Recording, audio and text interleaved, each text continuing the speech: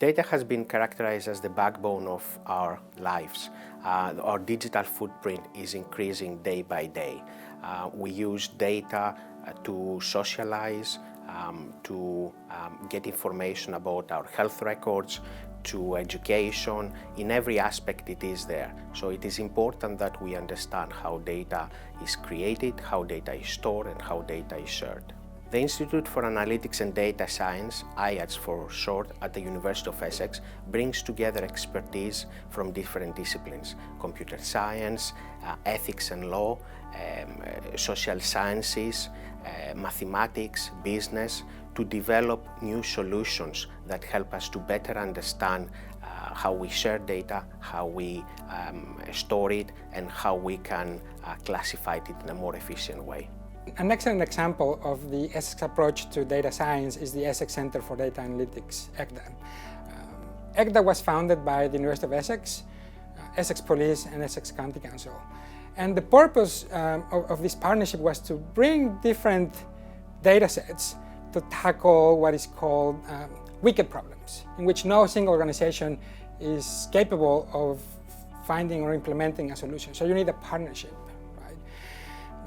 This is quite unique because the university is able to bring the talent from university research and university students to work with our partners in the county council and in the police to find these answers that reside in the data. So we bring algorithms, data engineering, and the ability to just find information and knowledge from this data to tackle these complex problems.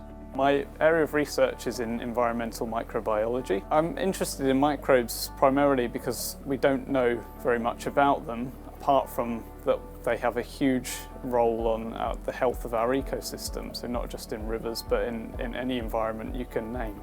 They pretty much control the health of our planet. So I typically go to a river, take a sediment sample and bring it back to the lab to analyse which microbes are in that sample and what they might be doing. To do that we use really advanced high throughput DNA sequencing, which allows us in a matter of 48 hours to find out, with millions of DNA sequences, which are the microbes that are in our river. Our findings are really important in thinking how we might manage rivers in the future, and also predicting how the microbes in our rivers might respond to future environmental changes as well. So I'm a sociolinguist, so we look at the sort of interaction between language and society. So the way that people use language, the way that people feel about language, and specifically I work in the fields of language variation and change, so looking at differences and similarities in the way that people speak, as well as language attitudes and ideologies, so looking at the way that people feel about different ways of speaking, the way that they evaluate someone, the way they judge someone based on their accent. When we analyse speech data as linguists, we often don't just listen to it, we also talk about sort of reading it or looking at it. So basically we could, for instance, plot it up on what's called a spectrogram, and this is sort of a visual representation of someone's speech, and there'll be sort of dark areas, lighter areas, and these sort of different frequencies really sort of track on to the way that someone said something, so the configuration of their mouth or their throat when they said a word. And then we can extract sort of numerical data from that, and we can compare it between different speakers, say, and then we ask ourselves, why was that? Are they from a different place? Is it a different social background? What are the reasons why these two people don't speak in the same way?